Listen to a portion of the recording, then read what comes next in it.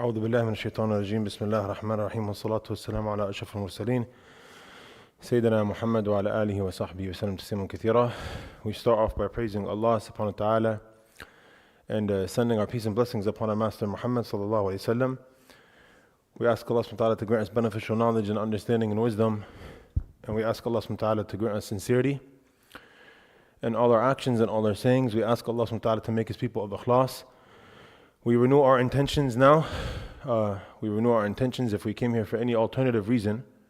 We remind ourselves of the ultimate goal of coming here.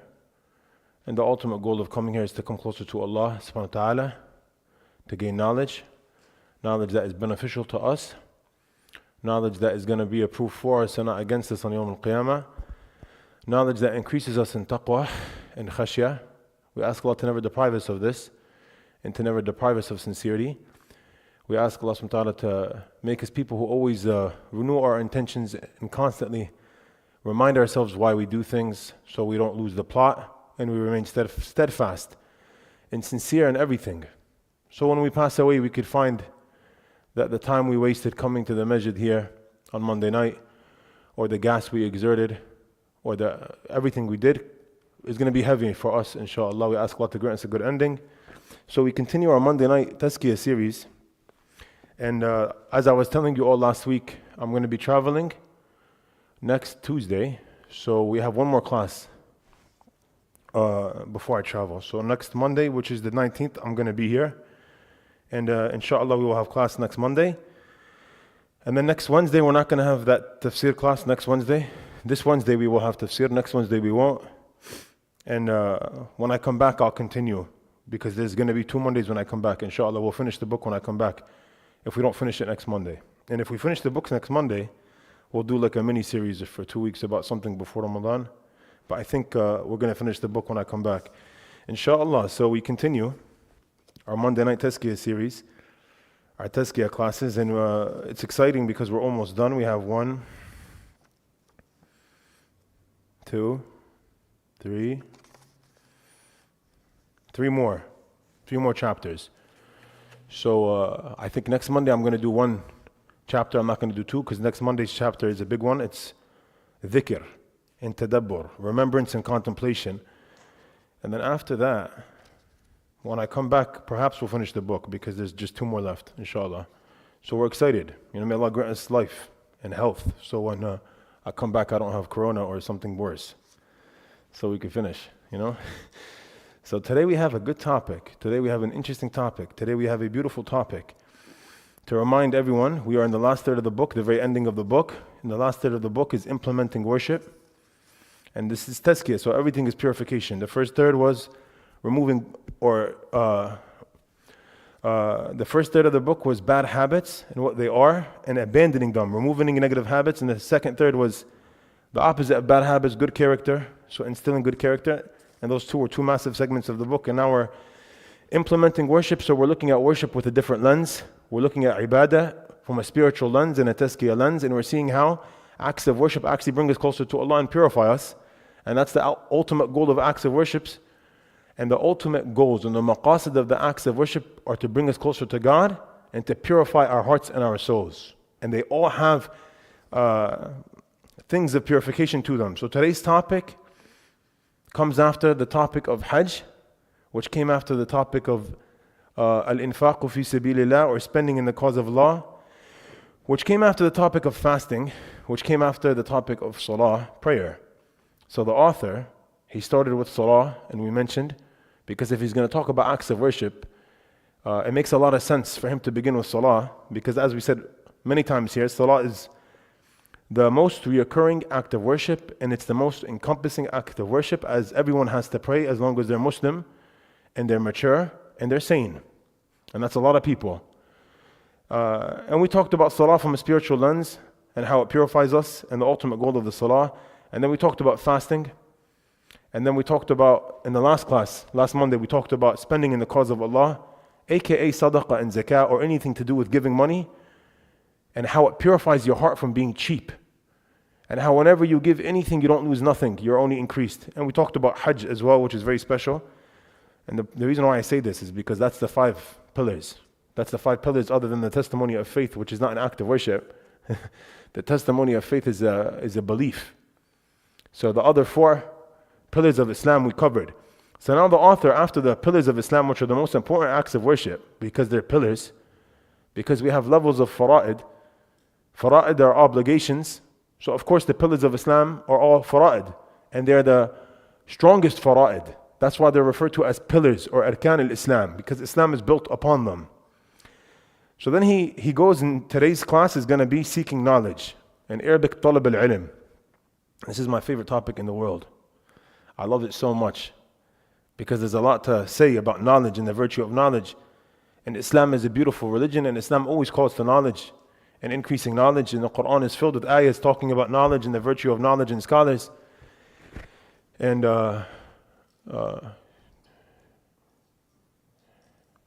should we move the partition a little? Can you move it, Ibrahim? Move it like this way more to give them more space? Because it's like 3 guys and 20 girls, so it's not fair. Yeah. Maybe you can move it a bit, like that's it, right? A little more, a little more. Yeah, that's good, that's good. The other ones now. The other ones in the back.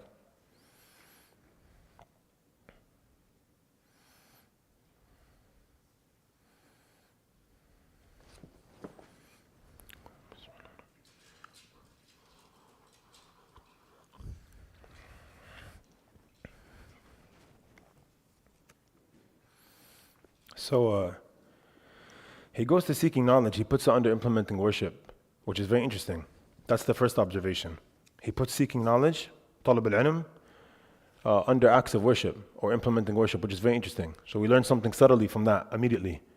We learn that seeking knowledge is an act of worship, which is very interesting because we like to think of acts of worship as salah and zakah and hajj and Sawm, but there's other ways you could perform an act of worship. Another act of worship is seeking knowledge. Talab al-ilm is very virtuous, as we're going to find out today how virtuous it is. So seeking knowledge or gaining knowledge or increasing in knowledge is very virtuous as long as your intention is sincere and as long as you do it for the sake of Allah. And interestingly, when we look at the Quran, and this is going to tell us how Islam is a religion of knowledge and how Islam calls to knowledge all the time.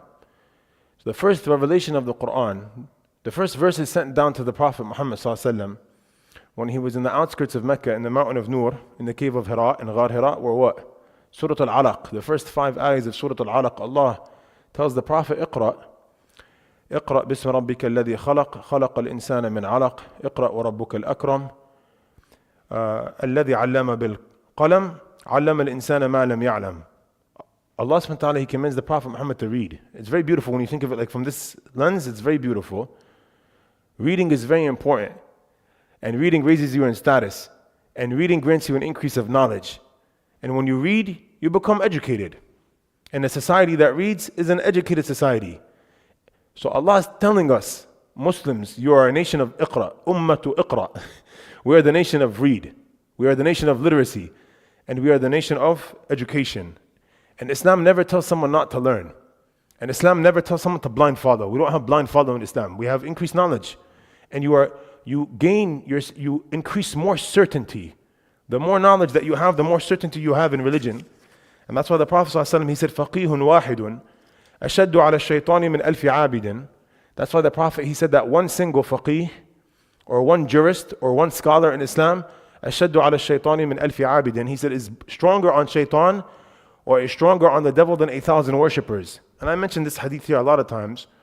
And what this means is that one educated person in deen is more difficult or gives the shaitan more problems than 1,000 worshippers. And we say this all the time because the worshipper, he worships Allah and he benefits himself.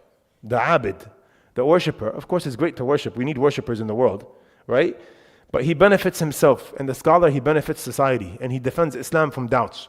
You have people, they come with all these doubts and the scholar comes and he responds to the doubts. We say, alhamdulillah, thankfully, as Muslims, we are content with knowing that our religion has an answer to everything.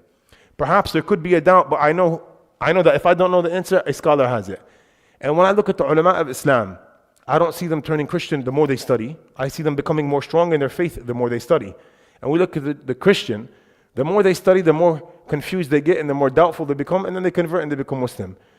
I had a friend, he was studying in Hartford Seminary, and he was with these big like ulama of Nasara, and he asked them to explain the Trinity, and they said it's a mystery. The crux of their religion is a mystery. And the more you dive into anything that's like nuanced in their religion, it doesn't make sense. And in order to get away from it, they say sometimes faith needs to be blind, and you have to believe. We don't ever say this. This is nonsense. We say you understand. You say you go study. You say if I don't know, I'll refer you to a book that is a 4-volume book that answers the question that you're asking. We all have an answer to everything, alhamdulillah. But I always say this here. The crux of Islam is very simple. It's not something that's difficult or not something that is off-putting, and it's not something that doesn't make sense. The crux of Islam is God is one, and God is not a human. God is omnipotent. God is all-sustaining and all-living. So Allah, He tells the Prophet Muhammad, read in the name of your Lord, the one who has created. And then He says, خَلَقَ الْإِنسَانَ مِنْ عَلَقٍ. He created the human being from a blood clot or from a clot. اقرأ وَرَبُّكَ الْأَكْرَمُ. Read, and your Lord is the most generous. Excuse me.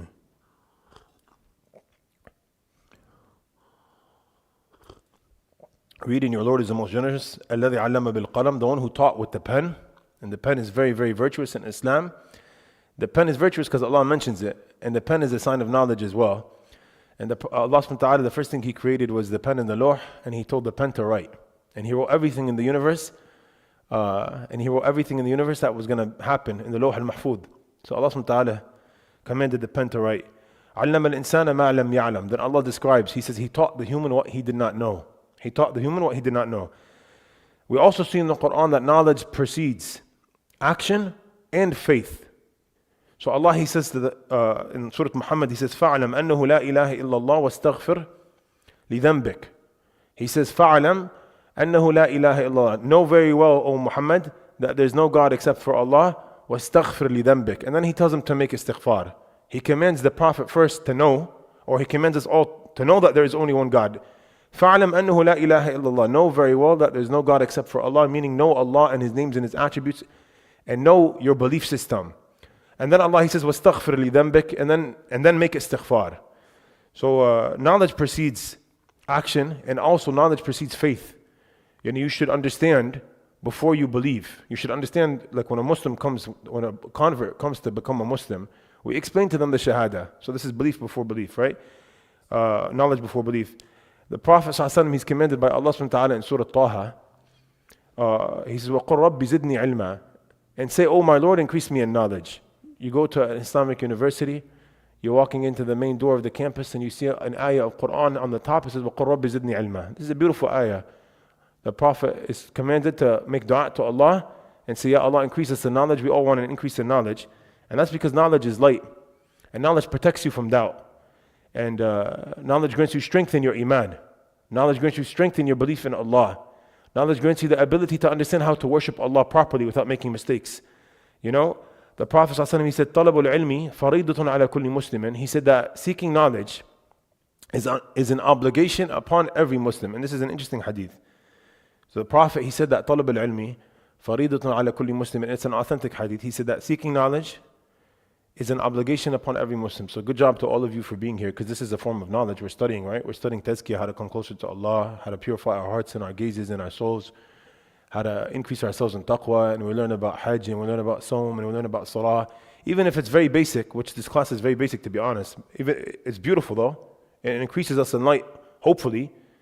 Hopefully when you gain knowledge, you feel light in your heart. And I've said this, inshallah, after you leave the class, after hearing Allah's name, in some ayahs of Quran, and some hadith, and after hearing about something to do with salah or fasting, hopefully you leave and you feel lighter.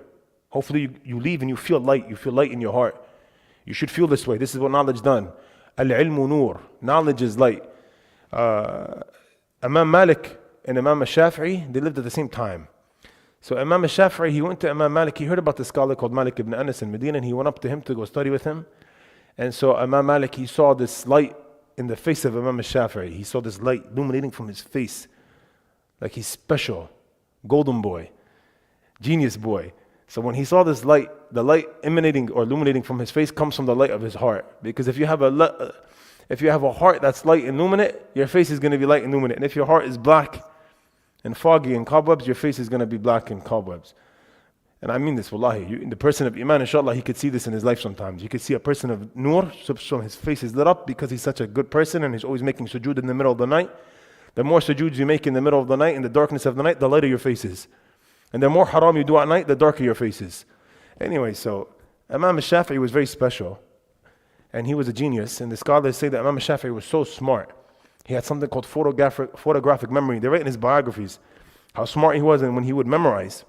If he would memorize 2 pages, no, he's not memorizing 2 pages. He opens the book, so he wants to memorize this. If he's looking, he has like a computer freeze because he memorizes both at the same time. So they said he would have to cover. Wallahi, they said he would have to cover 1 page, so he could only see this page, and he'd memorize it like this, like this, like this. So there's a famous story that Imam Shafi'i, when he first met Malik, the 2 great fuqaha, right? Because we have Abu Hanifa from Kufa, and then Malik from Medina. He came next, and then we have Imam Shafi'i from Palestine, but Mecca. He studied in Mecca, and then we have Imam Ahmad from Baghdad, and they crossed over. Their timings crossed over. Imam Abu Hanifa and Imam Malik used to meet at Hajj, and they used to discuss and go back and forth. And then Imam Malik met Shafi'i, and he taught Shafi'i, and Shafi'i took from Malik. And then Shafi'i taught Ahmad. They all crossed over. It's beautiful, if you read their biographies. So some of them took from some of them. So Ahmad took from Shafi'i, he studied under him, and Shafi'i studied under Malik. So when Shafi'i went to Malik, Imam Malik noticed this light in him. So he said, protect yourself and be careful, because indeed I see the light of knowledge in your face and in your heart. And he goes, protect yourself from sinning. For I see the light of Iman and knowledge, and I don't want the darkness of the sin to take away that light. So he tells him to protect himself from sinning. There's another famous story when we talk about knowledge and light. Imam al-Shafi'i, the same Imam al-Shafi'i, he speaks and he writes these 2 lines of poetry. They're very famous. To his teacher Waki' ibn Jarrah, who's a tabi'i. He says, شكوت إلى وكيع سوء حفظي فأرشدني إلى ترك المعاصي وأخبرني بأن علم الله نور ونور الله لا يهدى لعاصٍ. He said, I complained to my teacher Waki' my inability to memorize, because he was a genius. He used to memorize everything very quickly. So he goes, he stumbled upon an issue. One day he woke up and he wasn't able to memorize the same way he was able to memorize his whole life. And they say that this was because, they write in the biography, they write that one day he was in the marketplace and a woman passed by and he looked at her ankle and he prolonged the look at her ankle. Her ankle was showing and he prolonged the look. So he didn't lower his gaze. So this is a sin. And knowledge is light. And in order to increase knowledge, you need to be free from sinning. In order to be a strong person who memorizes a lot, you have to be free from haram. You can't do haram, intake haram, look at haram, and then go memorize. It doesn't work like that. Your memory is going to be chopped. It will be very weak. So the more you refrain from sin and you're pious and you have taqwa and you're God-fearing, the more Allah opens up on you with knowledge, because knowledge is light. It's a beautiful thing. And this is in the Quran. Allah, He says, وَاتَّقُوا اللَّهَ وَيُعَلِّمُكُمُ اللَّهُ وَاللَّهُ بِكُلِّ شَيْءٍ عَلِيمٌ. Allah, He says in Surah Al-Baqarah, and fear Allah, and you have taqwa of Allah, وَاتَّقُوا اللَّهَ وَيُعَلِّمُكُمُ اللَّهُ. And Allah will then teach you. وَاللَّهُ بِكُلِّ شَيْءٍ عَلِيمٌ. And Allah subhanahu wa ta'ala is all aware of everything. And who is a better teacher than Allah if Allah teaches you? That's why we always say we ask Allah to grant us openings. We ask Allah to grant us openings, because Allah is the one who opens up on someone. And Allah is the one who increases knowledge to someone. Allah gives knowledge and takes away. Like Allah is the one who gives knowledge. And this is Quranic, because at the end of the longest ayah of the Quran, the longest ayah in the Quran is ayat ad-dain. It's called the ayah of debt. It's the 282nd verse of Surah Al-Baqarah.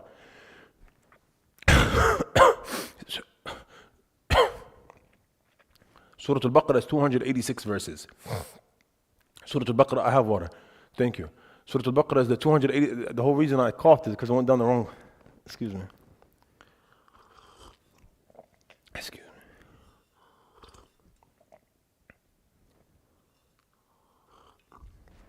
Surah Al-Baqarah is 286 verses. The page before the last page of Surah Al-Baqarah is the longest verse of the Quran. It's called the ayah of debt, ayat ad-dain, where Allah subhanahu wa ta'ala speaks about the laws and regulations pertaining to giving a debt out, and how a person should take a pen and paper and he should write down the debt, and he should have 2 witnesses. This is almost mustahab. It's recommended. It's recommended no matter how pious the person you take the debt from is, or no matter how pious the person you give the debt to, because money comes between people and piety. There's too many stories. So Allah teaches us Muslims how to refrain from a problem, or how to protect ourselves from an issue. So Allah mentions all these laws and regulations pertaining to debt. It's the entire page. This is the longest ayah of the Quran. It's called the ayah of debt. And the last line of this page, which is the page before last page of Surah Al-Baqarah, is in fear Allah. SubhanAllah, Allah tells us after He talks about that and this, that, and take it down and make sure you have witnesses, He says, and fear Allah, and Allah will teach you. وَاتَّقُوا اللَّهَ وَيُعَلِّمُكُمُ اللَّهُ. And if you fear Allah, and if you have taqwa of Allah, Allah will teach you. وَاللَّهُ بِكُلِّ شَيْءٍ عَلِيمٌ. And Allah is aware of everything in the world. There's no greater teacher than Allah. So Imam Shafi'i, he looks at the woman's ankle, he doesn't lower his gaze. The next day he can't memorize. He loses his ability to memorize strongly because of the sin. The sin is hindering his knowledge and his memorization. So he tells Waqi', his teacher who he was memorizing hadith with, he was a hadith scholar. He says, I complained to Waqi' about my inability to memorize. فَأَرْشَدَنِي إِلَى تَرْكِ الْمَعَاصِي. So Waqi' told me to leave off sinning.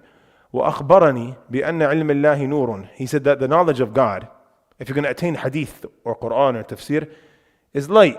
عِلْمِ اللَّهِ نُور. The knowledge of Allah is light. وَنُورُ اللَّهِ لَا يُهْدَى لِعَاصٍ. And the light of Allah is not given to someone who sins. Very beautiful. So if Imam Shafi'i can't memorize because of ankle, may Allah protect us all, you know? So may Allah protect us. So knowledge is beautiful. The Prophet, he says that seeking knowledge is an obligation upon every Muslim. We were talking about this beautiful hadith. How is that possible? Because many people don't seek knowledge. So what does this mean? So the crux of this hadith means that there's two types of knowledge. There's knowledge that's an obligation for every Muslim to have. It's called fard ayn. An obligation for every Muslim to have. And then there's a knowledge that's a fard kifaya, which is a communal obligation. If certain people study this science, then everyone doesn't have to study it. And to keep it simple, every Muslim has a couple of obligations he has to uphold. As a Muslim, we have obligations that we have to perform. An example of an obligation is salah. So in order to pray salah, in order to pray, you have to know how to pray.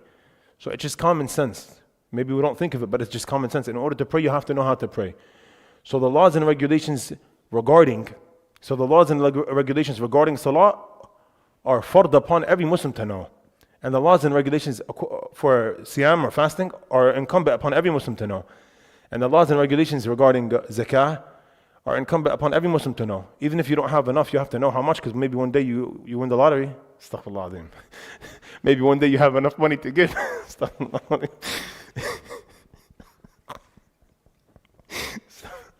Maybe one day you'll have enough money to give, inshallah. You save money, or Allah opens up on you somehow, and you can finally give zakah. Any obligation that you have to perform, it's an obligation for you to know how to perform it. And that's why the scholars, in the past, the historic ulama, they wrote small books. They're called treatises or risail. They're called ilm al-fard ayn. They're called fard ayn. And they were called ilmi hal books. The Ottoman Empire used to summon the greatest scholars. The Ottoman Empire, for many years, 600 years, they were in charge. They would summon the greatest scholars to write a fard ayn book. So fard ayn is what the Tunisians used to call it, the Moroccans used to call it, the Egyptians used to call it, the Arab had a word for these books that they used to refer to these books. They were called fard ayn. It's a small book that a scholar from Tunis writes for the Tunisians, or a scholar from Morocco writes for the Moroccans. You open the book, it starts off with saying, you should know that there's, maybe it starts off with a hadith or something very basic, that there's no God except for Allah, and that prayer is important, and then he'll mention how to make wudu, how to, the pillars of wudu, the sunan of wudu, what breaks wudu, but in a basic format, because these are meant for the lay people, and they were given out in masjids, and they were given out for free. So the Ottoman Empire used to also do this, and they used to call these books ilmi hal. Hal is your state of being. They called it ilm hal, or the knowledge of the hal, because your hal has to know how to worship God.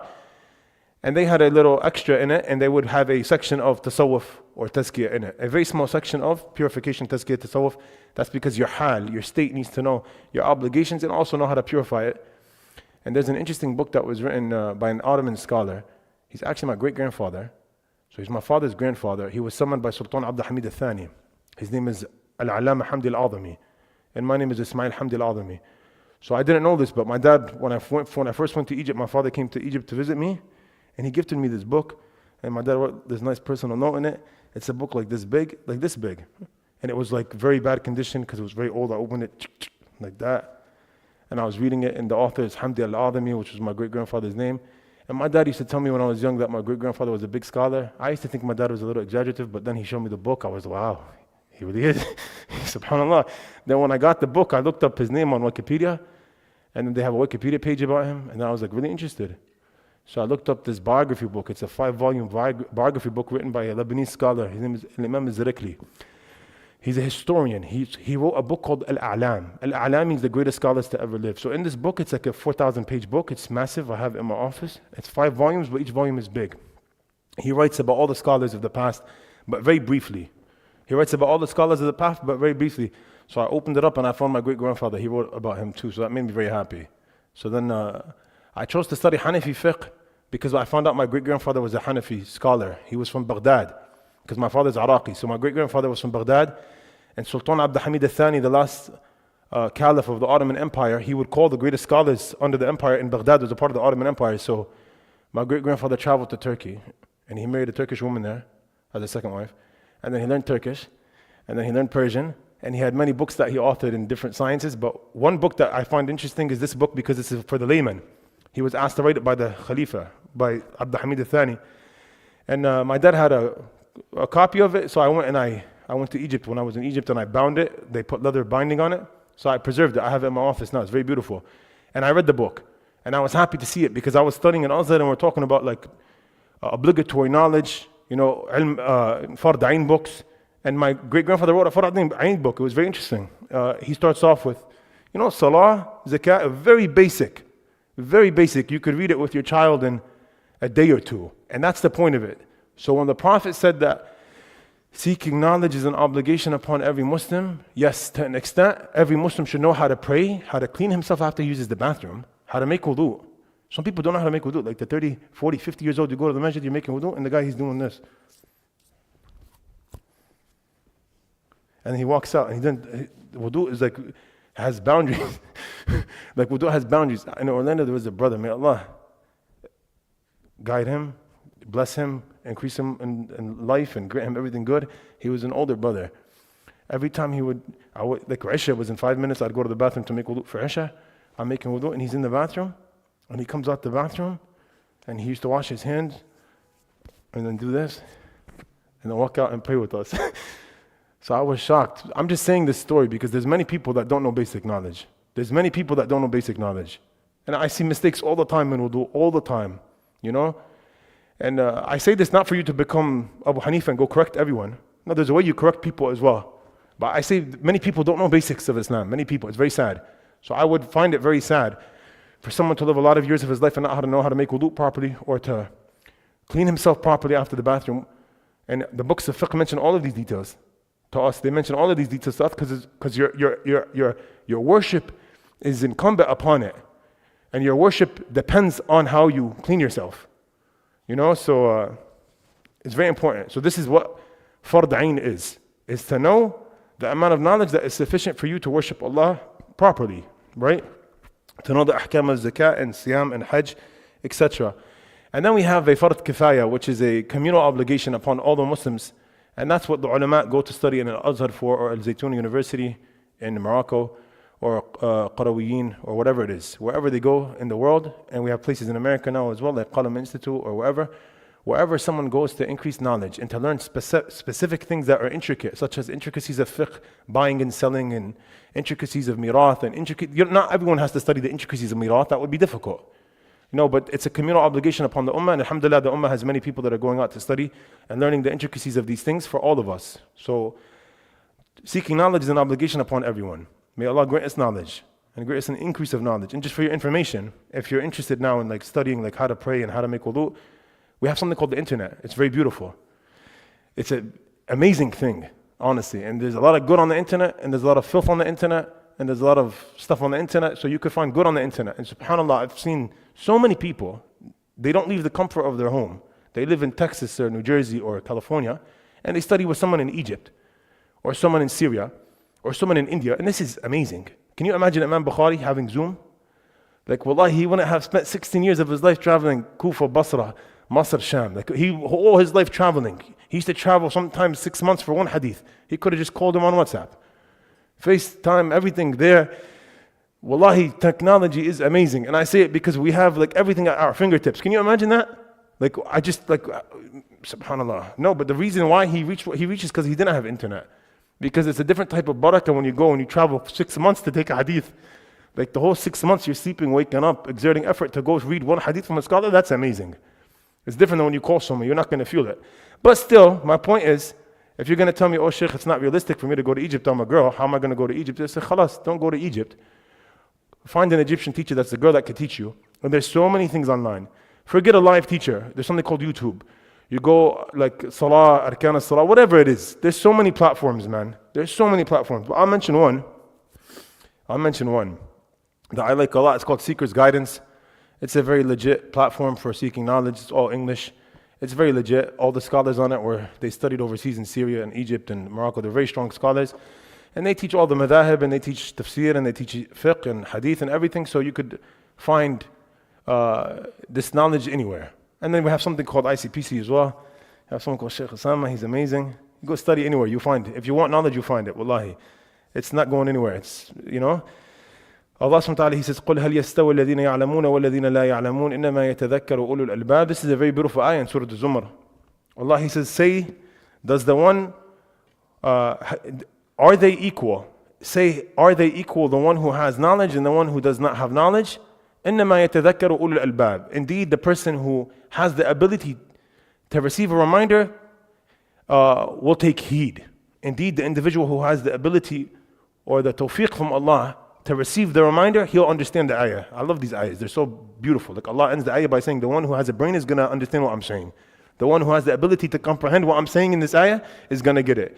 Is the person who has knowledge like the person who doesn't have knowledge? Only the person with a working brain is going to understand what I'm saying. It's so beautiful. I love it. It's such a simple ayah, by the way. Like God sometimes gives us ayahs that are so simple, and you question and you think to yourself, why does Allah put this in the Quran? You say, Allah wants to emphasize a point. Is the person who has ilm, is the person who exerted time and effort to go study and memorize Quran and learn how to read Quran, is he like the one who doesn't know how to read the 2 words of the Quran? Is he the same? إِنَّمَا يَتَذَكَّرُ أُولُو الْأَلْبَابِ. Only the people who are able to understand will understand. Is the person who studied and has knowledge like the one who didn't? No. We say the person who studied, even if he studies physics, even if he's studying calculus, he's not like the one that doesn't know calculus. The engineer is not like the one who's not an engineer. The doctor is not like the one who's not a doctor. The person of knowledge is raised. Allah raises the status of the person of knowledge for the knowledge he attained. And that's why we say knowledge is beautiful. There's nothing like it in the world. And the one who tastes ilm, specifically Islamic sciences, there's no going back. You get certain tastes for certain things you do. Like we always say this. I always say this because I like for you guys to understand. Like when you do certain acts of worship, you get certain feelings in your heart. There's like nothing like it. Like you come to Jum'ah, you leave Jum'ah, you feel a certain way in your heart. You come to Fajr, you leave Fajr, you feel a certain way in your heart. It's different tastes. Like you do Birr al-Walidain, you call your mother, after you hang up, you feel a certain way in your heart. You give zakah, you feel a certain way in your heart. You give sadaqah, you feel a certain way in your heart. They have tastes, you feel good, uplifting feelings, tingling sensations in the qalb. One of the greatest tasting things in the world is knowledge. There's nothing like it. And the person who tastes a bit of it, he can't get enough of it. It becomes addictive. And these are good things to be addicted to. Because knowledge is beautiful. There's nothing like sitting with a book and reading something Islamic that increases you in Islamic knowledge. There's nothing like it in the world reading about Quran. Because when we say Islamic knowledge, it goes back to Quran and Sunnah. Everything Islamic is Quran and Sunnah, everything. Because if you read a book of fiqh, which is law, it's all Quran and Sunnah. Fiqh is all Quran and Sunnah. You read hadith is all Quran and Sunnah. You read tafsir of the Quran, it's all Quran and Sunnah. It's basically Allah, knowledge of God and His religion. And there's nothing more beautiful. It tastes good.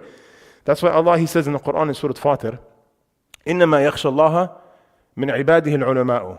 Allah, He says, indeed, and this is a beautiful ayah, so the person who's knowledgeable is not like the one who's not knowledgeable. Then Allah tells us another ayah, إِنَّمَا يَخْشَى اللَّهَ مِنْ عِبَادِهِ الْعُلَمَاءُ. Indeed, the person who has true knowledge of Allah or the true awe of Allah, the person who gives Allah His right, the person who knows Allah properly, and he fears Allah properly, and he has something called khashya.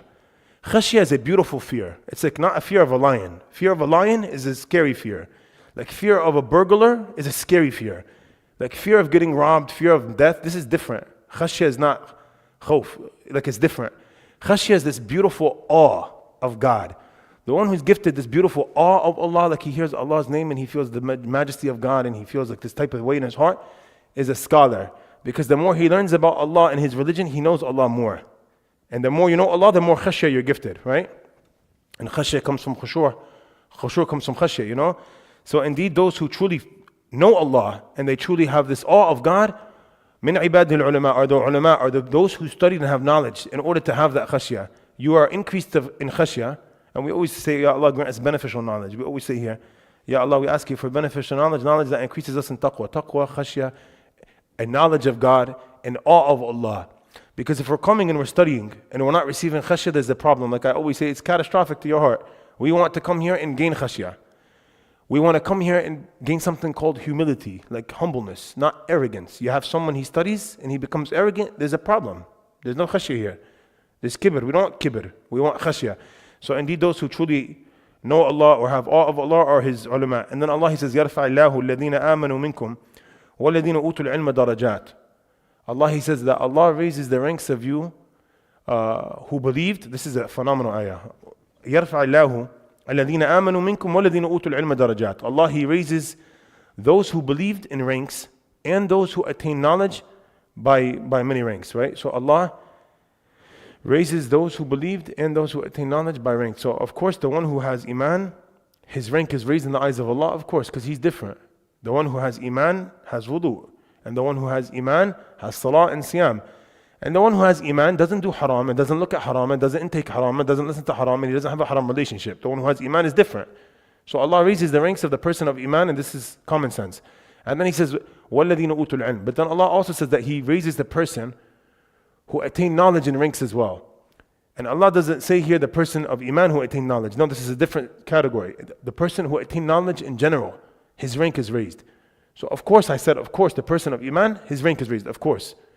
Because he has Allah in his life, he's different than the person who doesn't have God in his life, he's different. So Allah raises him. But Allah then says, وَالَّذِينَ أُوتُوا الْعِلْمِ. And also those who attained knowledge, they are raised in rank. And this is for the kafir or the Muslim or the atheist or the Hindu or whoever.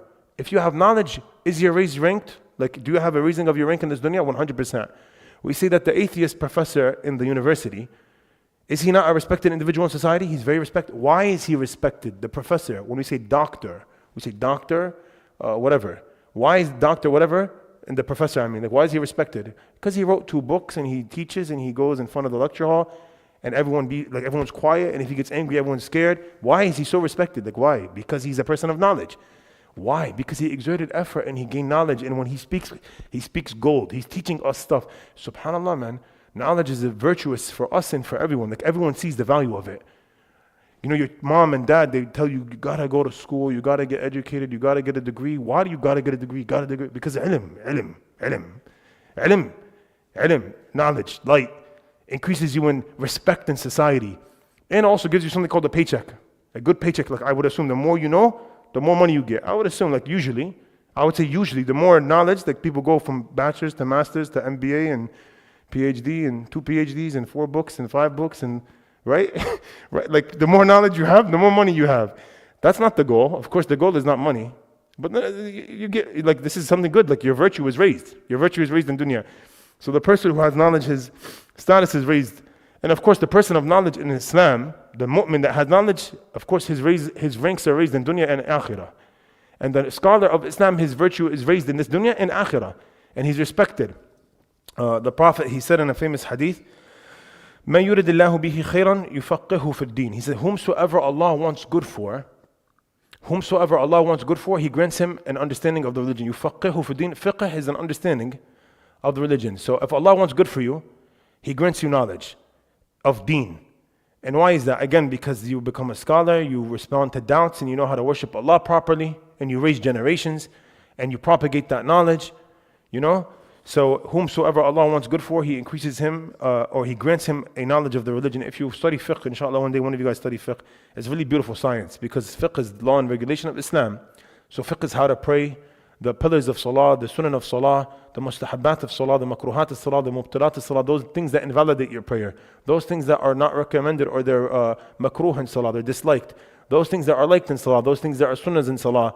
Like, it's beautiful. Fiqh is beautiful. Sunnah salah is, what is a sunnah salah? What is, fasting, the boundaries of fasting, the intention when you fast, all this stuff, like intricate stuff. Fiqh is law, Islamic law, buying and selling, how, like, in rent, and everything to do with Islamic law. And it's very intricate. They always start off the fiqh books, they always start off with this hadith. مَنْ يُرِدِ اللَّهُ بِهِ خَيْرًا يفقهه في الدين. So you remind yourself, like when you go open a fiqh book, you're about to study, you remind yourself, oh, the Prophet ﷺ, he said, he who Allah wants good for, he grants him an understanding of the religion. He grants him fiqh of the religion. Fiqh means understanding. So you remind yourself before you study fiqh, because sometimes you forget the plot. Sometimes you study so you could show off. Sometimes you study so you could like argue. No, you study so you come close to God. Study so you worship Allah properly. Study so you could be a person of light, you know? So the Prophet, he said, الدنيا ملعونة وملعون ما فيها إلا ذكر الله وما ولاه وعالما أو متعلما. This is a beautiful hadith. I like it a lot. The Prophet, he said, الدنيا ملعونة ملعون ما فيها إلا ذكر الله وما ولاه وعالما أو متعلما. The Prophet, he said, this dunya is cursed. Meaning there's no barakah in it except from certain things. This dunya is cursed and everything in it is cursed. Except for the remembrance of Allah. Except for something that's connected to Allah and dhikrullah, wama walahu, and what is connected to it. Except for the remembrance of Allah, and anything that touches dhikr of Allah is not cursed. It's a beautiful thing and there's barakah in it. So this world is not worth it, basically. The hadith means this world is mal'oon. And everything in it is mal'oon. Except for the remembrance of Allah, such as salah and Quran, Ahl al-Masjid, dhikr, actual dhikr, like our brothers doing right here, mashallah. Dhikr, there's many forms of dhikr. Siyam is dhikr, and classes, coming to the classes dhikr. This is all dhikr of Allah, because we're remembering God. You could do dhikr with your heart even, you know. You could sit down in your house and look outside and just think of Allah. This is dhikr. This is dhikr al-qalb, you know. There's many forms of dhikr. So anything that touches the remembrance of Allah is blessed.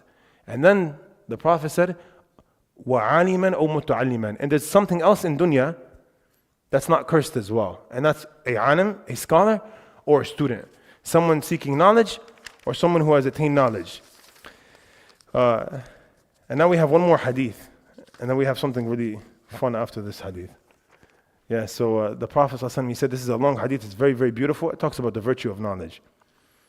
The Prophet, he said, مَنْ سَلَكَ طَرِيقًا يَلْتَمِسُ فِيهِ عِلْمًا سَهَّلَ اللَّهُ لَهُ طَرِيقًا إِلَى الْجَنَّةِ وَإِنَّ الْمَلَائِكَةَ لَتَضَعُ أَجْنِحَتِهَا لِطَالِبِ الْعِلْمِ رِضًا بِمَا يَصْنَعُ وإن العالم ليستغفر له من في السماوات ومن في الأرض حتى الحيطان في الماء وفضل العالم على العابد كفضل القمر على سائر الكواكب وإن العلماء ورثة الأنبياء إن الأنبياء لم يورثوا دينارا ولا درهما إنما ورثوا العلم فمن أخذه أخذ بحظ وافر.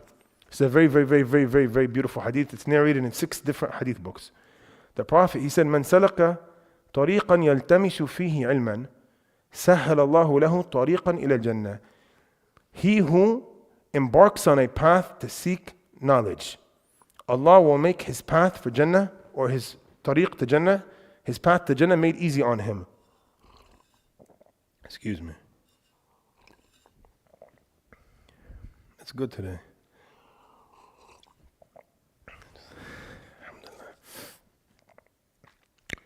So we have a lot of examples in our Turath al-Islami, in our Islamic religion, in Islam, in our Islamic history. We have a lot of examples of scholars.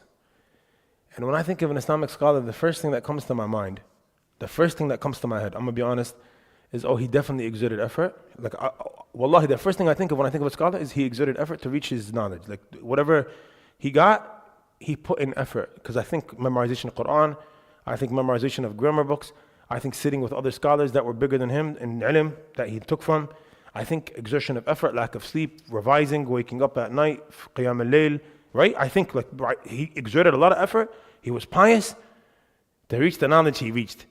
I'm just saying this because this hadith is very beautiful. And this hadith speaks about the virtue of seeking knowledge, talab al-ilm, like the virtues of knowledge and seeking knowledge in scholars. So he who embarks upon a path to seek knowledge, Allah subhanahu wa ta'ala will make his path for Jannah easy to him. So the first thing is a promise from Allah that the one who sets off to seek knowledge, he sets off with a pure intention to increase in knowledge, Allah makes Jannah easy for him. And they say that this means that Allah grants him good in his life and steadfastness in his life due to his knowledge, so the path of Jannah is made easier for him. To stay away from haram is made easier for him. وَإِنَّ الْمَلَائِكَةَ لَتَضَعُ أَجْنِحَتِهَا لِطَالِبِ الْعِلْمِ رِضًا بِمَا يَصْنَعُ. And then the Prophet says, and then the angels, their wings are big. The angels, they have wings. The Prophet says they put their wings down out of respect and out of pleasure for the talib al-ilm, ridan bima yasna, because they are pleased with what he is doing. The angels, they are so humbled and they're in a state of awe when they see a student of knowledge and he's like leaving his house and he's going to another place to study. They're pleased with that, so they put their wings down out of respect for him. It's a figure of speech, but so the angels, they put their wings down because they're so pleased with what he is doing. وَإِنَّ الْعَالِمَ لِيَسْتَغْفِرُ لَهُ مَنْ فِي السَّمَاوَاتِ وَمَنْ فِي الْأَرْضِ حَتَّى الْحِيطَانِ فِي الْمَاءِ. Then the Prophet says, and indeed the scholar, because first you set off to study, then you become something called a scholar. You set off to study, you study for 20 years, 18 years, and then you become something called an alim. An alim is a scholar. So now the Prophet teaches us the virtue of this person, this alim. وَإِنَّ الْعَالِمَ. And alhamdulillah, us Muslims, I would say from my personal experience in life, we respect our scholars a lot. Generally speaking, of course. We have always some individuals that have no brain. But other than that, I would say that the majority of people really respect ulama. They really respect mashayikh and imams. Perhaps some imams make a bad name for others, but alhamdulillah, the majority of Muslims, I would say, in the world, they really respect the people of knowledge and the scholars. The Prophet says, indeed the scholar,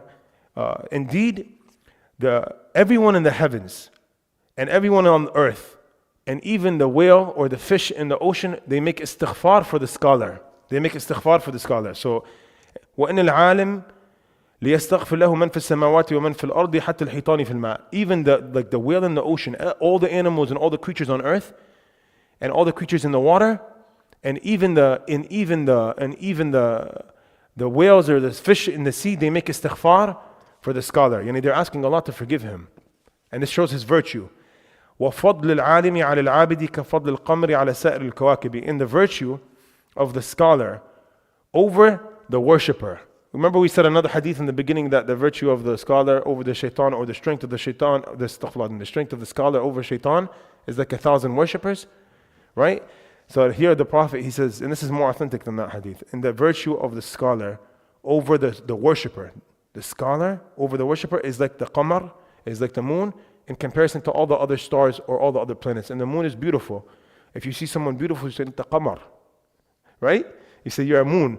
When they describe the beauty of the Prophet ﷺ, when the Sahaba, they used to describe the beauty of Sayyidina Muhammad ﷺ, they said, "Huwa ajmalu min al-badri min al-qamri laylat al-badri." They said the Prophet ﷺ was so beautiful. They're trying to describe to us how beautiful he was. They say he was more beautiful than the full moon, the night of the full moon. You ever seen a full moon? You look at it, you say, "Oh, subhanallah, Allahu Akbar, mashallah." You try to take a picture, your iPhone camera doesn't take a good picture of the moon. You say, "Come on, man." There's nothing more beautiful than the moon. It's amazing. The scholars back in the day, they would use the moon light to write stuff down. The moon is beautiful. You go to the desert, you look up at the moon, it's amazing. Full moon is beautiful. Even half moon is beautiful. Even crescent moon is beautiful. Moon is beautiful. So the scholar, in comparison to the worshipper, is like the moon in comparison to any other unknown star, right? وَإِنَّ الْعُلَمَاء وَرَثَةُ الْأَنْبِيَاء. And indeed the scholars, and indeed the ulama, this is the most beautiful part of the hadith. And indeed the scholars, the ulama, they are the waratha of the anbiya. They are the inheritors of the prophets. Because right now we have something called prophethood. And prophethood has finished. Nabuwah is done. Now we are living in 2026. We are followers, inshallah, of the Ummah of Muhammad sallallahu alaihi wasallam. May Allah resurrect us with the Ummah of Muhammad and take us only, in the best of ways under the banner of the Ummah of Muhammad. So prophethood ended with Sayyidina Muhammad sallallahu alayhi wasallam. He's Khatam al-Anbiya. He's the seal of the prophets.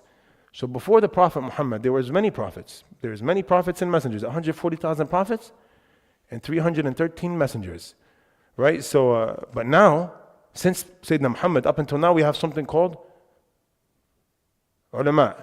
And the ulama take the place of the prophets of today. Because the Prophet, he said, and indeed the scholars, they are the inheritors of the prophets. Meaning that if you want to see someone prophetic, if you want to get a glimpse of a Nabi, the closest thing you'll find is a true alim Rabbani, is a true scholar. A true scholar that has knowledge and he upholds his knowledge with good character and conduct, and he fears Allah and he stays up at night and he cries. So, and indeed the scholars, they are the inheritors of the prophets. إِنَّ الْأَنْبِيَاءَ لَمْ يُورَثُوا دِينَارًا وَلَا دِرْهَمًا. And then the Prophet tells us, and the prophets, they didn't leave behind money. So when I say that the scholars are the inheritors of the prophets, we're not talking about dunya, habibi. We're not talking about money and treasure. وَإِنَّمَا وَرَّثُوا الْعِلْمَ فَمَنْ أَخَذَهُ أَخَذَ بِحَظٍ وَافِرٍ. They did not leave behind dinar and dirham. They did not leave behind dollars and pounds. They left behind knowledge. So whoever takes knowledge, indeed he was gifted in abundant good. فَمَنْ أَخَذَهُ أَخَذَ بِحَظٍ وَافِرٍ. So he who took some knowledge, he was granted the best good in the world, and he was lucky to be gifted what he got. So now we think Imam Shafi'i, Imam Malik, Imam Abu Hanifa, Imam Ahmad, Imam Nisa'i, Imam Muslim, Imam Bukhari, Imam al-Tirmidhi. We think of like all these different ulama, and Imam al-Nawawi, he was much later, Imam Ibn Hajar al-Asqalani, Imam al-Shumbulali, Imam Ibn Battal, there's so many ulama, there's so many, like every single madhab has millions of ulama. All of these ulama, inshallah, they took the inheritance of the prophets, because the prophets didn't leave behind money, but they left behind knowledge. So now, because we mentioned this hadith talking about the beauty of seeking knowledge and the immense virtue that the scholar gets, and the immense virtue that knowledge has, and the immense virtue that seeking knowledge has, I wanted to bring a story or two for us to be motivated by what we hear. So I brought 3 different ulama I'm going to speak about. The first one I want to talk about is someone called Khalid al-Azhari. And Khalid al-Azhari, he's a very, very famous Egyptian scholar from Al-Azhar. His story is very interesting. It's very interesting. We're talking about knowledge and the virtue of ulama, so I'm going to mention 3 stories of 3 scholars. The first one is Khalid al-Azhari. Khalid al-Azhari is known as Khalid al-Azhari. His full name, I forgot it, it's long, but he's known as Khalid al-Azhari because that's what he used to sign off on his books when he used to write commentaries. He wrote commentaries on the most famous old school books of Arabic grammar. He was a grammarian. But he didn't only write books in grammar, he wrote many books. But his most famous books are his books that he wrote in Arabic grammar. It's called Nahu al-Arabi, all right? Nahu al-Arabi, there's a famous book that everyone studies first. It's called Matan al-Ajrumiyya. And Ajrumiyya, it actually is the name of the author. His name is Ibn Ajurrum. Ibn Ajurrum is the son of Ajurrum. So who's Ajurrum? Ajurrum is a famous scholar from Faz, or Fas, Morocco. And this is not Arabic, this is Barbari, Amazighi. So in Morocco we have something called Arab, and we have something called Amazigh, or Barbar. So a lot of ulama were from the Barbar. And Ibn Ajurrum, he was Barbari. And he wrote this famous muqaddimah. It's called Al-Muqaddimatul Ajrumiyya. It's called the introduction of Ibn Ajurrum. And it's called his introduction because he authored it. It's a small book like this, it's about 35 pages. In Azhar, after you memorize Quran, you memorize Ajrumiyya. In Yemen, you go to Yemen to study, you memorize Ajrumiyya after Quran. You go to India, you study in India, after Quran, you memorize Ajrumiyya. You go anywhere on earth, this is muttafaq alayhi amongst all the schools of the world.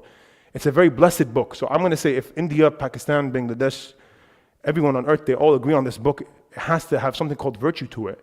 It has to have something called acceptance to it. Like God wrote qabool on it. You know what Ajurrum, Ibn Ajurrum, what it means? It means al-faqir al-Sufi. It means the impoverished Sufi, because this scholar that wrote it, he was a Sufi. And when I say Sufi, I don't mean someone who, like the jumping jacks, that's not what I'm talking about. No, to be clear, because people, they get allergic reactions when we praise tasawwuf. They go crazy, oh, Shaykh Sufi, come on, man, Quran, huh? Sufis, they follow Quran too, habibi. You know, so a true Sufi is like Imam Ghazali, Imam Junaid al-Baghdadi. You know, there's tasawwuf and Sufism, it just means that you care about Allah, and you care about yourself and rectifying your affairs, and this is all Sufism. What we're studying tasawwuf, this is Tazkiyah, it's just a nice way of saying tasawwuf. Tazkiyah is tasawwuf. It's basically tasawwuf. And all the ulama of Islam, they're all Sufis. Wallahi, they were all Sufis. Ibn Hajar was a Sufi, and all the ulama were Sufis. So, and when I say Sufi, I mean a real Sufi, someone who worked on himself. So his actual name in Barbari is the impoverished Sufi, meaning the poor person to Allah. And we're all poor to Allah, right? نحن الفقراء إلى الله والله هو الغني الحميد. We are the poor to Allah, and Allah is the rich. We are impoverished to Allah. We are impoverished to Allah's mercy, and Allah is all rich and He gives. So I mentioned this, it's a lot of kalam, but this Moroccan scholar, he wrote this famous book. They say after Ibn Ajurrum, he wrote his Muqaddimah, his famous book that's 35 pages long. It's called a Matan. So it's very to the point. His book is to the point and short. And it's meant to be memorized. You know, so they say after he authored it, he took it and he put it in a bottle and he alqaha fil bahri, and he threw it in the ocean. He said, Ya Allah, if I wrote this book, liwajhika al-kareem, if I wrote this book for your sake, so preserve it and let it be accepted. And if I didn't write this for your sake, oh Allah, please let it get lost. This is what they say. Allahu alam. I believe it because I'm Sufi too. So he threw the bottle in the ocean and he wrote his book in it, and now everyone on earth studies Ajrumiyya and it's been accepted by everyone. So now Khalid al-Azhari comes 400-500 years after Ibn Ajurrum. Khalid al-Azhari, he comes 400 or 500 years later, after the book has been famous and been taught. And so traditional Islamic books, they have something called commentaries on them. So the book itself is 30 pages. So then a scholar comes later on and he writes a commentary. He explains the book. He explains. He goes, Ibn Ajrum, he wrote Bismillah ar-Rahman ar-Rahim. He goes, why did he start his book with Bismillah ar-Rahman ar-Rahim? He started his book with Bismillah ar-Rahman ar-Rahim because Bismillah ar-Rahman ar-Rahim is how all the surahs of the Quran start. And because the Prophet Muhammad sallallahu alayhi wasallam, when he sent letters to all the kings of the world, he started his letters with Bismillah ar-Rahman ar-Rahim. And he starts his book with Bismillah ar-Rahman ar-Rahim because all the prophets and messengers, you know that all the prophets and messengers, they said Bismillah, وَإِنَّهُ مِن سُلَيْمَانَ وَإِنَّهُ Bismillah ar-Rahman ar-Rahim. They all use Bismillah ar-Rahman ar-Rahim. It's a beautiful word. And he started his book with Bismillah ar-Rahman ar-Rahim because the Prophet sallallahu alayhi wasallam, he said,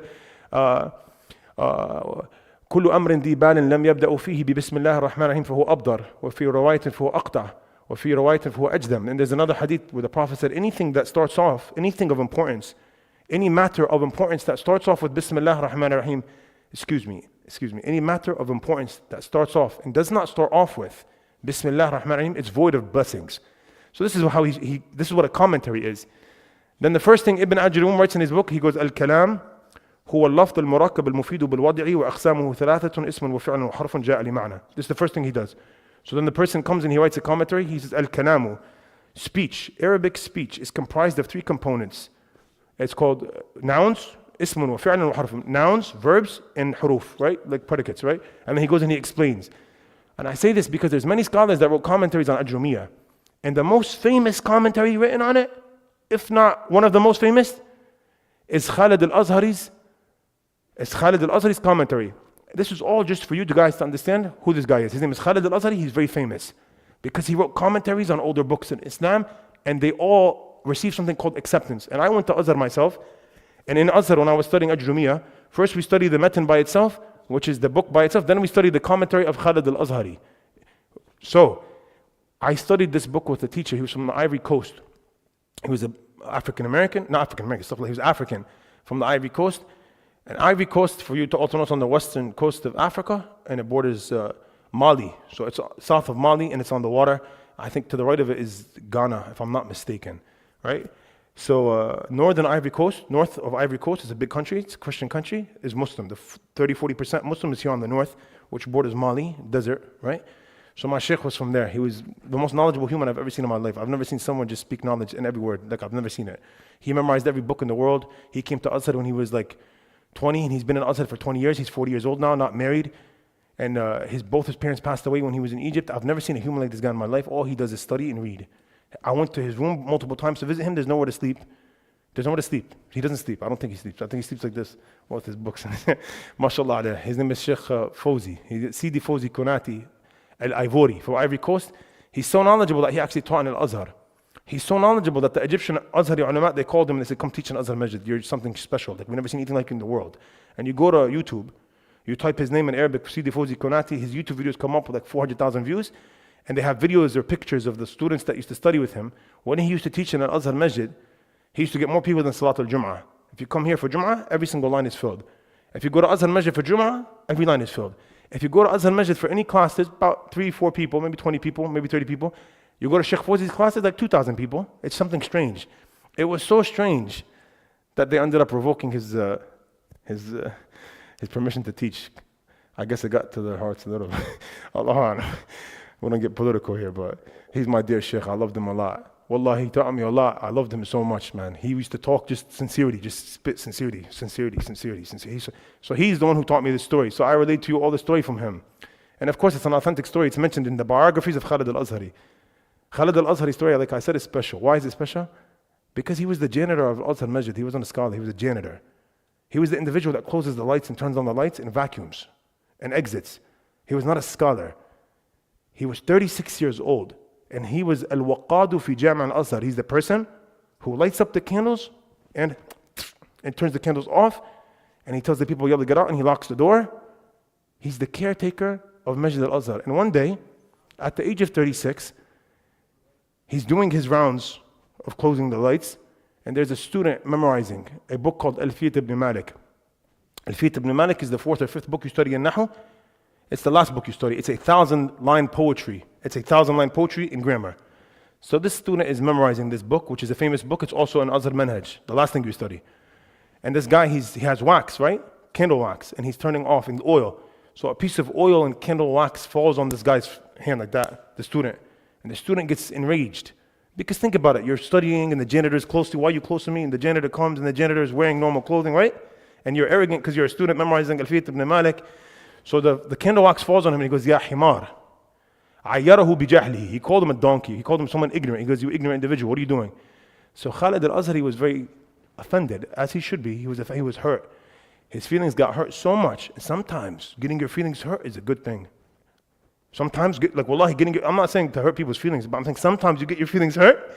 Sometimes you're offended and you're hurt, but it wakes you up. Like your whole life you're chilling, doing nothing, wasting time, and then someone calls you an idiot, and you think to yourself, I am an idiot. Maybe I am an idiot. What did I do in my life for him not to call me an idiot? Of course, it's not nice to call someone that at all. But look, this one word he said to him, it will come up. They say that from that day on, he swore. They say from that day on, Khalid al-Azhari, the janitor of Masjid al-Azhar, he swore that he wasn't going to allow someone to call him an idiot again. He's like, that's it, I'm going to study. And they say that lazim al-mashayikh. They say that from that day on, he was 36. He sat down and he studied with the greatest ulama in the Azhar. And then he became the strongest alim in al-Azhar. He outsmarted all the kids that started at 6 and 5 and 10. And he became the greatest alim of his time. And he became so famous that people would walk into Azhar Masjid and they'll point. They say, that's Khalid al-Azhari. That's Khalid al-Azhari. Dad, I want his autograph. This is Khalid al-Azhari. He was such a big scholar. His books are taught until today. And I say this because the number one thing you hear when you talk to someone, he's like, oh, Shaykh, I'm old. I go, you're old, you're 22, but what do you mean old? Your life didn't even start yet. You didn't get touched by difficulty yet. What are you talking about old? There's never too late. لم يتأخر من بدأ. As my Shaykh used to always say to us, لم يتأخر من بدأ. The one who starts, the one who begins, he's not late. There was a brother, he was from Russia. He was from Kazan, Russia. He was 60-something years old. He was a Russian guy. He used to line up with me, wallahi al-azim, every morning at the assembly line to enter Al-Azhar High School. He was 60-something. His wife had niqab, and she was in the Al-Azhar girls' high school. The girls' high school was here, and the boys' high school was here. And the Al-Azhar High School for the foreign students, there's no age limit. So I was 20, 21 when I was going to it. High school should be 16, 18, right? No, but Al-Azhar High School for foreign students is because you have to do it before you go to the university. Wallahi, he used to stand in front of me every day. I used to feel so embarrassed from him. He was 60-something years old. He had white grays everywhere, white hair everywhere. And he used to be so excited. He had no embarrassment standing in line with all of us. You're never late if you start. You're never late if you start. You're never late if you start. The second person I wanted to mention was Imam Abu Hanifa, because his story is also beautiful. I'll consolidate it for time. So Imam Abu Hanifa is famous. He has the largest madhab that's followed in the world. 1/4 of the Muslim Ummah, 1/4 or 2/3, not 1/4, but 2/3 of the Muslim Ummah is Hanafi. Pakistan, Bangladesh, 100% Hanafi, brother. Turkey, 100% Hanafi. Tajikistan, 100% Hanafi. You know, the Hanafis everywhere. Iraq has Hanafis, Syria has Hanafis, Lebanon has Hanafis. Hanafis are everywhere. So this Hanafi madhab is the most followed madhab from the four madhab of Ahlul Sunnah. Imam Abu Hanifa is the imam of the madhab, meaning he's the person who founded it.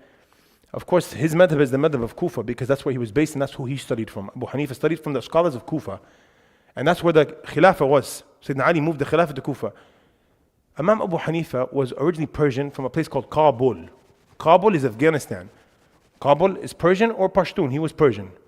He was Asl Farisi. So his great-grandfather migrated to Kufa. Not his great-grandfather, his grandfather migrated to Kufa, and his grandfather accepted Islam. So his father was a born Muslim. And then Abu Hanifa was a born Muslim. And he was raised in the Khilafah of Sayyidina Ali.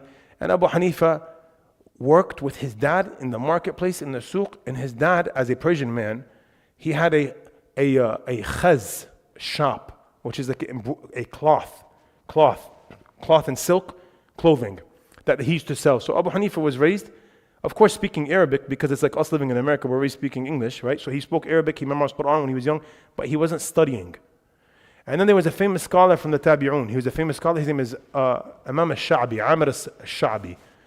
So Amr al-Sha'bi, he's one of the most famous ulama of the Tabi'un. One day he's walking in the marketplace and he sees Abu Hanifa at his stall or his dad's shop. And his dad's shop is in the marketplace close to the masjid, and the masjid was called Al-Jami' al-Kufa, Jami' al-Kufa, the mega mosque or the massive Jami' of Kufa. And back then, Every city had one mega mosque, one mosque that everyone did everything in. It was the hospital, it was where they taught fiqh, it was where they taught Quran. Everything was done in the masjid. So Basra, Jama' Kufa. So the marketplace is right outside the masjid. So Sha'bi, he finds Abu Hanifa one day, and Abu Hanifa is selling, and he sees like a light in him. Like Malik saw a light in Shafi'i. So Imam Sha'bi, he tells Abu Hanifa, he said, Ila man takhtalif. He tells Abu Hanifa, who do you follow and who do you go to? So Abu Hanifa, he said, akhtalifu ila suq. He goes, I come to the suq. What do you mean? Like I come here, I buy, sell. Would you like to buy something? And then he goes, لا أقصد هذا. He goes, إلى من تختلف من العلماء. He goes, I don't mean that. I'm not talking about money, حبيبي. I'm talking about dunya. He goes, who do you follow, or who do you go to from the ulama, from the mashayikh? Who do you go to study with? And he goes, I don't study. Abu Hanifa, he told Imam Sha'bi, لا, I don't. And then Imam Sha'bi told him, you should start studying, for indeed I see in you a light. The scholars, they write about Imam Abu Hanifa. They say all the Hanafis of the world and all the Muslims of the world, they have to say Jazakallah khair to Imam Sha'bi, because he said a word and it ignited this fire for Abu Hanifa. Abu Hanifa said, he said, I went home that night and I couldn't sleep because I thought to myself I was wasting my time and I should take his advice.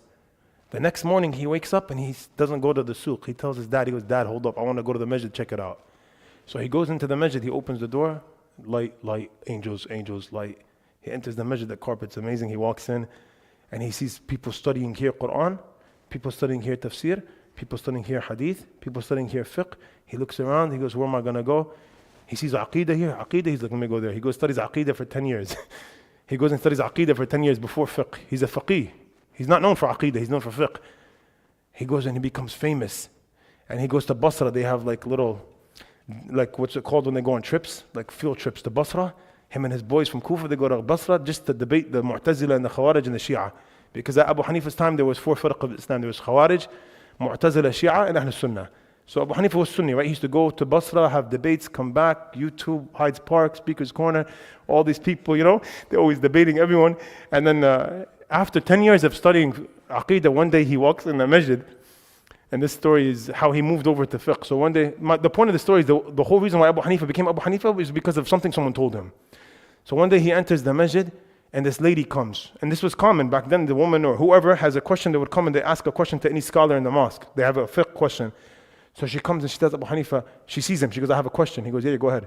She goes, such and such happened. I want to know this ahkam of the iddah or something, which he got divorced or something happened. She wants to know the rulings of the time period, which is the iddah. So Abu Hanifa said, I felt so embarrassed, I didn't know the answer at all. I had no idea. So he looked at her, he goes, no, you should go there, to that corner, that's Hamad ibn Abi Sulaiman. He's the faqih of Kufa. You should ask him. She said, oh, him? She goes, yeah, him. He goes, wait, before you go ask him, please, when you get the answer, don't leave. Just come back to me, I'm waiting, I want to hear it. So she goes to Hamad ibn Abi Sulaiman. And she comes back to Abu Hanifa. And she tells him, oh, he said this and that. And Abu Hanifa is just listening. He goes, and I swore to myself from that day on, I'm not going to study Aqidah anymore. Because I studied Aqidah for 10 years, I don't know how to answer talaq question. He goes, I don't know how to worship God. So he went to Imam Hamad ibn Abi Sulaiman. When he got to Hamad ibn Abi Sulaiman, there's like 200 people in his majlis. He had the biggest majlis in the masjid. This is all written and documented in the biography of Abu Hanifa. He goes to Hamad, and then Abu Hanifa studying. 2-3 days pass, and Hamad, they say in English, real recognize real? Like Hamad recognizes Abu Hanifa's virtue and his strength and his adab. So after a week, they say that Hamad made an announcement before he started. Hamad's class was from Fajr till Dhuhr. That's like 6 hours, right? Straight. So Hamad made an announcement. He goes, no one sits here in front of me except for Abu Hanifa. He sits at my feet. So Abu Hanifa studied for 12 years with Hamad ibn Abi Sulaiman. Abu Hanifa studied for 12 years. After 12 years, Habib, I tell you 12 years, you go to Egypt for 4 years, you come back, you start giving fatwa. 12 years. He comes after 12 years, he said, one day on my way to class, 12 years in, I told myself in my heart that today I'm going to start my own class. Because today, that's it. Like I feel that I graduated from the school of Hamad. I graduated from his knowledge. He says, subhanAllah, I walk in the Jama'. He goes, I walk in the masjid. He goes, subhanAllah, I walk in the masjid. And right when I get to the majlis of Hamad says, Abu Hanifa, come, yallah. I got to go to Basra. My cousin passed away, I have a janazah. You take over my class. Abu Hanifa goes, yeah? He goes, yeah. Come sit in my chair. And he tells everyone, Abu Hanifa is going to take over for 2 weeks. I got to go to a janazah in Basra. My cousin passed away. and I got to go make sure that the mirath is the inheritance, so they don't go kill each other, you know. Basra, they're Iraqis. So he goes to Basra, and Abu Hanifa, he sits on the chair, and Abu Hanifa is like, what is this? Like, I can't believe it. Like, I was going to start my own class, and I get my own class. And he starts teaching, and he starts to realize that he doesn't deserve his own class. He goes, I thank Allah, because I would have embarrassed myself. Because when Hamad left, I got all these questions I never heard before. He goes, I thought I ate every question in the world. It's been 12 years. He goes, I got all these questions I've never heard before. He goes, Allah wanted to show me that I know nothing. Subhanallah, man. He's so humble, man. So humble. So he said that for every question I wasn't sure about, I wrote down my answer so I could discuss it with Hamad when he comes back. So Hamad comes back after 2 weeks. He goes, how was Abu Hanifa? Abu Hanifa goes, it was good. And then he goes, Yalla, show me what's up. He goes, no, I had these 12 questions that I wasn't sure about. So he goes over them, and Hamad corrects him on all 12. He was wrong. And then Abu Hanifa said, and by Allah, I swore to Allah on that day that I'll never leave Hamad's feet. I won't leave his feet. I want his barakah of his feet until he passes away or I pass away. They say Hamad lived for another 6 years.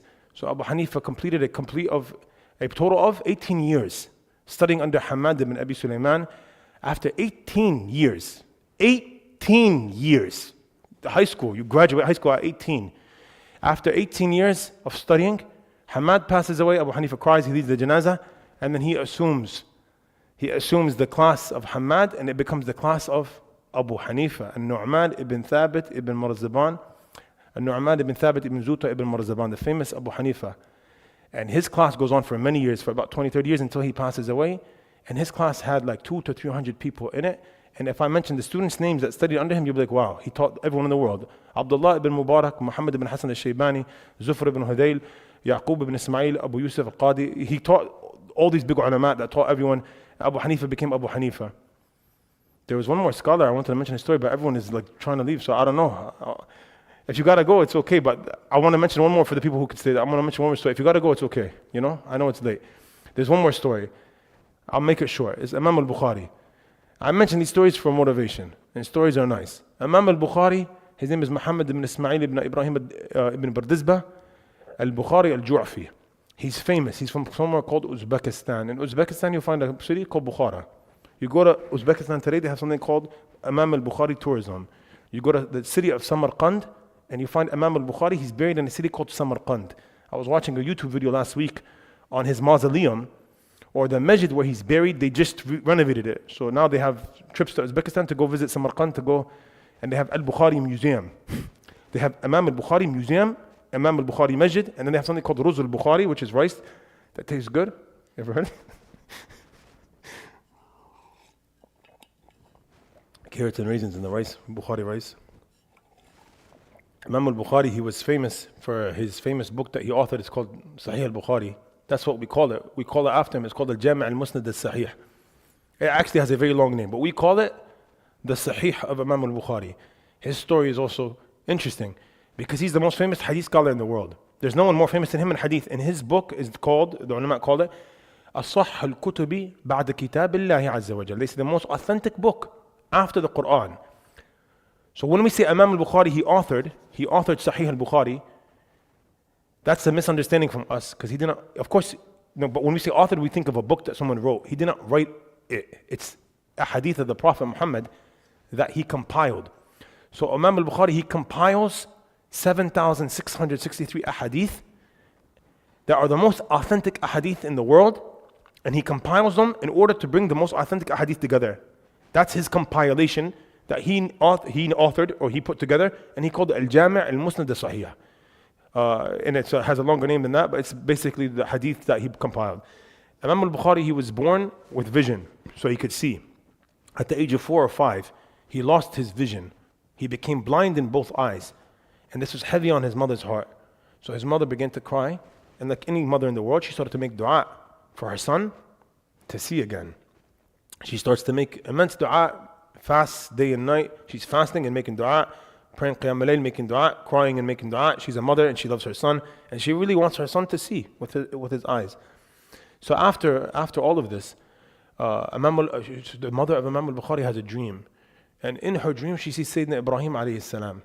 And Sayyidina Ibrahim alayhi salam, he comes up to her and he goes, Allah subhanahu wa ta'ala heard your dua, and your son's eyesight is going to come back, and Allah saw you making dua, and good job. And like Sayyidina Ibrahim came to her in a dream, and she woke up, and they say the next day Imam Bukhari woke up, and he woke up and he could see. And they say that Allahu Alam, but they say that the reason why his memory, if we talk about memory, there's no one's memory like this guy in the world. The stories are insane. The reason why his memory was so strong is they say because Allah took his eyesight for about 4 to 5 years, and when you're blind, Allah gives you something back. People that are blind, they have stronger senses than other senses, and they have strong memory. So Allahu Alam, they say that he became blind for him to be strong in his memory, and it was all a plan from Allah to make him who he was, to protect and to preserve the sunnah of the Prophet through him. So he wakes up and he's 6 years old and he has his eyesight back, and at the age of 10, he begins to study. At the age of 10, he's young, and he's going to the ulama in Bukhara. As he goes to the ulama in Bukhara at the age of 10, he's a young boy, 10, and one day he corrects his teacher. At 10 years old, he corrects his teacher. And his teacher said, are you sure? Like, come prove to me that I'm wrong. So Bukhari goes and he says, and he reads to him the hadith with the chain. And the teacher said, good job, ahsanta, you're right. I made a mistake. He grows up and he becomes 18 years old. When he's 18 years old, him and his mom and his brother, his father passed away when he was young, they go to Hajj. They go to somewhere called Mecca, right? After Hajj, his mom and his brother are going to take the caravan back to Samarkand, 7-month journey on the camels, right? Bukhari says, Mom, I love you. You have to trust me. I got to do this. Like, I want to study. I'm dying. I need ilm. I want to keep this ulama here. She goes, Khalas, Habibi, I love you. No phone, no internet, nothing. Just, I love you. Salam. She goes back home with her brother, his brother, and Bukhari remains in Mecca. And that's when Bukhari begins his seeking of knowledge that lasted for 16 years. So he said bye to his mom. He didn't see her for the next 16 years.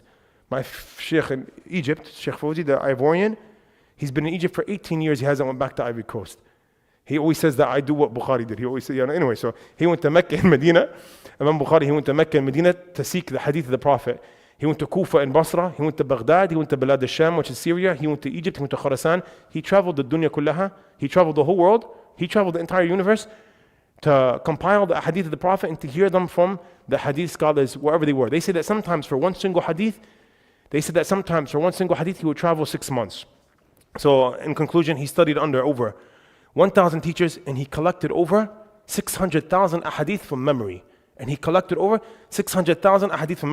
Not only was he compiling ahadith, but he acted upon this. And for every hadith he put in his book, for every single hadith that he put in his sahih, and this is why he has acceptance, he used to do 3 things. The first thing he did, he'd make ghusl, to be in the fullest state of tahara, wudu or ghusl, and then he would pray 2 rak'ahs istikhara. He would pray istikhara before he put the hadith in, and he make dua al-istikhara, and he asked Allah to grant him tawfiq. And he would write in the moonlight to avoid disturbing his other students of knowledge, and he would wake up sometimes 20 times at night to record a benefit he feared of forgetting.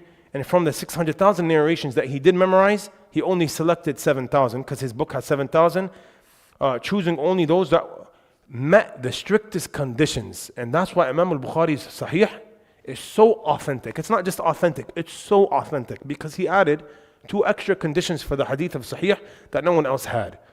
So that's why Allah subhanahu wa ta'ala opened up on him. We ask Allah to grant us understanding and wisdom. And that's why the Prophet, he said, Man kharaja fi talab al-ilmi fahuwa fi sabilillahi hatta yarja. The person who leaves his house to seek knowledge, he's in jihad. He's fi sabilillah. He's for the sake of Allah until he comes back.